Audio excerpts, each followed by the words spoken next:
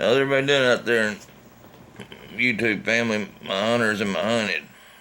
Uh, that's what I decided to call my followers, the hunters and the hunted.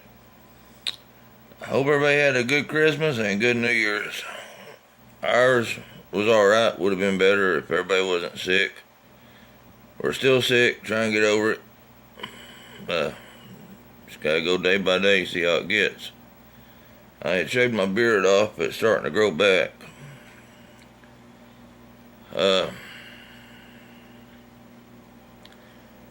Figured today, since it's Thursday, I'll tell a Throwback Thursday story. I remember me and my brother was little kids, we was always up to mischief. And one day we was down the road from where we lived, there was horses. And we went in there where the horses was, and I decided to start throwing piles of horse patties at them. So I picked up these horse patties and I started throwing them at the horses. But when I did, the horses stampeded out the daggum, broke the barbed wire fence and took off. So me and my brother, we always watched westerns with our dad, so we got on our bicycles and we'd run up right up beside them and jump, try to get on them, and all we got was the ground. We tried that a few times, and after getting hurt enough, we decided to go home and hide out. So we went home, and we lived in a trailer, so we put our bicycles underneath the trailer. Our dad was in the living room asleep in his recliner, and we had been home probably about 30 minutes, maybe an hour, and this was before I was even in school. I was probably about 3 or 4 years old, probably about 4 years old. Anyway, here came a knock at the door. And me and my brother, we just stayed real quiet. Our dad was in his chair. We was afraid he was going to hear it and wake up, but we stayed real quiet. People kept on knocking, but we didn't answer. Well, they finally stopped knocking and left. And it's probably about an hour or two later, our mom got off work and came home. And here came a knock at the door again. This time my dad was awake. My mom answered the door. It was juvenile officers. And they was telling us that about what happened, and they asked if both of us was involved, and even though my brother wasn't involved, he said that he was throwing the horse crap at the horses too, because they said they was going to charge us with horse theft. And my brother said that he did it too, because he didn't want me going to juvenile by myself, because I was so little back then. I got to live tar beat out of me every day. So after a while, they said, well, we're not going to take y'all juvenile, but it's always going to be in y'all's criminal record that y'all was horse thieves. Well, I think they just said that to scare us up, because it's not in my criminal records, because I've been arrested a few times since then. But my dad told us, he said, y'all are grounded. Y'all are grounded for a week. We waited about 5-10 minutes, and we went and asked our dad. We said, Dad, can we go outside and play? And he said, sure, get the hell out of my hair. And he always did that. He'd ground us, and we'd just wait a few minutes, and he'd forget he ground us, I guess, and go say, Dad, can we go outside? Yeah, get the hell out of my hair.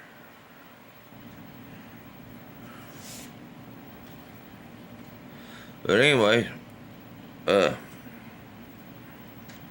been real cold here in part of Texas I live at, but we haven't seen any snow yet. But it's been colder than a witch's tit in a brass bra. Pretty damn cold out there. And last night I had to go get my wife from work, because she had gotten sick and vomited, and she called me. And she had vomited 3 times at her job. So she called me to go get her. And the damn nut sitting outside waiting for me, didn't have a jacket on, and wondered why she getting sick. Oh, god dang it, girl, if you wear a coat, you wouldn't get sick, now would you? But my wife, she's a good wife when she ain't nagging me. And all you kids that are out there, beware when you're going to get married one of these days. And the person you marry is going to nag you no matter if you're in the store, at home, or what. That woman going to nag you. And all you can do is let it go one ear and out the other ear, and every now and then say, okay, honey. Yeah, baby, sure thing, You gotta be like a robot. You let it go one ear, out the other ear, and you just nod and say, okay, yes, dear. Okay, love you, baby. That's all you gotta do. That woman won't know you ain't listening to her. Oh shit, I'm gonna be in trouble now. My wife's gonna see this one. Oh man. I'll be in the doghouse tonight, I guarantee it. My wife gonna see this. She's gonna throw me in the doghouse. And the bad thing is we ain't got a doghouse where we live, so I'm just gonna be out on the damn concrete driveway sleeping, I guess. Well, we got some woods with a little trail through. I guess I'll go out there and sleep with the snakes and the skunks. Might be stinky after the skunk sprays me, but I'll be out there sleeping somewhere. The other thing is, right now there ain't no ticks because it's too damn cold for ticks. But my daughter wanted to talk a little bit on here today. She actually gonna talk for a change. So I'm gonna get her up here and she can talk. Come on. Hi. Huh? You said you was gonna tell him. I missed Grandpa a lot of times, but all my family, me, my mama, and Daddy missed Grandpa. And for my pickle boy and Bridget, she wants to tell y'all something. From my Say it. wish I was here. A pickle boy and Bridget, that's for y'all right there. Say it again. Wish I was here. Get behind the camera here. Anyway. Wish I was here. Yeah, we all miss Grandpa. And when he died, it was just like losing one of our blood relatives. Excuse me. And, Mike, I hope you're able to handle things okay. I know it's hard. I know what you're going through. It takes a long time. And when my grandma was alive, I told her, I said, it don't get easier. People says it gets easier. And my grandma told me that she lost her parents, she lost her husband, and she lost a son. And she said, it never gets easier. It just gets to where you're able to deal with it, but it don't get easier. Because you're going to have these times where you might hear a song and you're going to think of your dad. You might see snow again one day and you're going to think of Grandpa.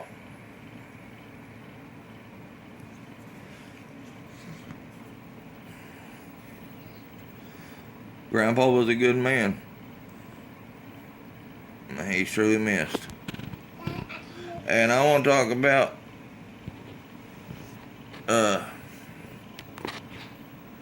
on a second, I gotta look at something. I gotta look at something real quick. I want to talk about Logan Paul. I think that's his name. Making that video that dude that committed suicide.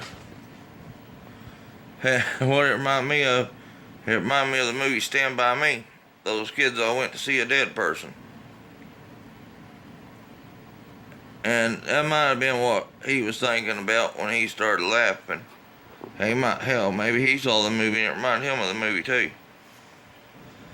But people that criticizing and condemning him for it, they got no right.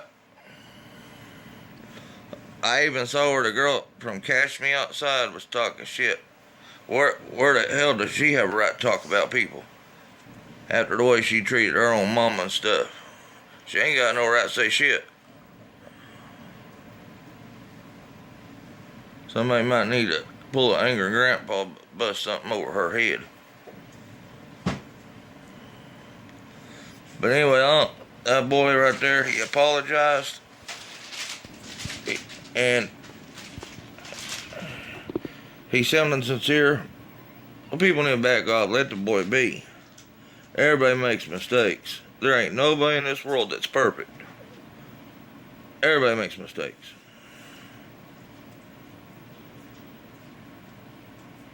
And the guy over there that committed suicide, I mean, somebody should have talked to him before he did it. They might could have helped him. Here's another, I'll tell you another story real quick, since I'm talking about suicide. I had a buddy one time, and he wanted me to spend the night with him one night, because he had this girlfriend, and he was wanting to take her out somewhere with him, and he was going to ask her that night, so he wanted me over at his house. Well, I never met the girl, and I told him, sure, I'll come over there, man.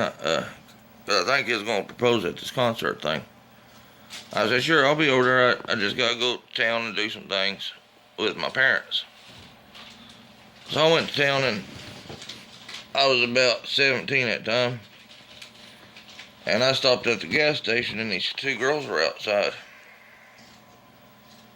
And they asked me, they said, can you go in and buy us a couple packs of cigarettes? And they looked fine as hell, so of course I said, okay, I will, yeah, I'll be glad to. Well, anyway, I went in there and I bought them a couple packs of cigarettes because the guy in there thought I was of age. Because I always looked older than I am. So the girl gave me her phone number and her name, and we was kissing a little bit out there. Man, she was hot. Anyways, I got home that night, I changed my clothes, and he said, hey, she's bringing a friend for you. I said, all right. So we went on to town. We rode on his John Deere tractor to town to meet these girls at the same gas station I was at earlier that night. Well, when we got there on the John Deere tractor, that thing was hell riding down the road on too, man. That boy wanted to drive to the cornfields and everything. But we got there, and the girls that was there, the one that was supposed to be for me, already had a man. And the girl that was his girlfriend is the one that I had just got with earlier that evening. So she asked Thomas, she said, can he ride with us? I forgot what excuse she made, but I rode with her, and we got back to his place, and he wasn't there yet, so we started making out. Just as we was going to do a little fishing, he pulled up. And she said, Ricky, you got to tell him. And I said, oh, shit. I said, I'll tell him later. I can't tell him right now. Because we was going out to get a little stuff to make us feel good. I'll put it that way. And we was riding around, and the boy was supposed to have friends to get this feel good stuff from, and nobody would give it to him. So we got some. The girl had some, and we started doing the feel good stuff. And we was outside her van, and Thomas kept trying to pull me out because I sat beside the girl that we both wanted, and I had a flashlight in my hand, and he grabbed that flashlight. When he did, I swung it around until I busted his head open on the van by accident. I said, man, I said, I guess you can ride in the passenger seat then. So He was riding passenger seat and a rock and roll song came on, and I was feeling real good, you know. So I started playing the drums on his head. I forgot I busted his head open. And he started crying and moaning, and I said, oh man, I'm sorry about that. So we went to the skating rink. And I think he realized at the skating rink that me and her was together instead of him and her. Because I was laying there with my head in her lap. And we were making out and stuff. And after we left the skating rink, we was heading back to his place, and we stopped at another gas station on the way. He went into the gas station to get, I think, some cigarettes and something to drink. And I was sitting in the front seat. And we got back to his place, and he went inside. I guess he's pouting like a little baby. And because I after he went to the gas station, I got in the passenger seat while he was in there. And he went inside when we got back to his place, and I was supposed to be moving in with him. How was I supposed to know he had a hot girlfriend that was interested in me? But me and her was making out, and she said, you gotta tell him. I said, oh shit. Okay, I will make sure to tell him when I go inside. So she leaves, and I go inside, and he's standing at the kitchen, by the kitchen sink, and I said, Thomas, I need to tell you something. He said, I already know you're with her, man. I said, how the hell did you know that? He said, man, I ain't blind. Y'all was holding hands when you was in the passenger seat and she was driving. He said, I'm going to kill myself. I always went to church as a kid. My parents were ministers. And I said, man, if you kill yourself, you're going to hell. I said, you're going to burn forever. I said, you're going to be more butthurt than you are right now. He said, all right, if you quit preaching at me, I won't kill myself. I said, good deal, man. So anyway, we was laying down for the night, bedding down for the night, and he said, well, ain't you gonna call her your little whore? I said, man, that's my girlfriend. You can't talk about my girlfriend that way. And he said, well, she was mine first. I said, she's mine now. I said, she done kicked you to the curb like a bad tater.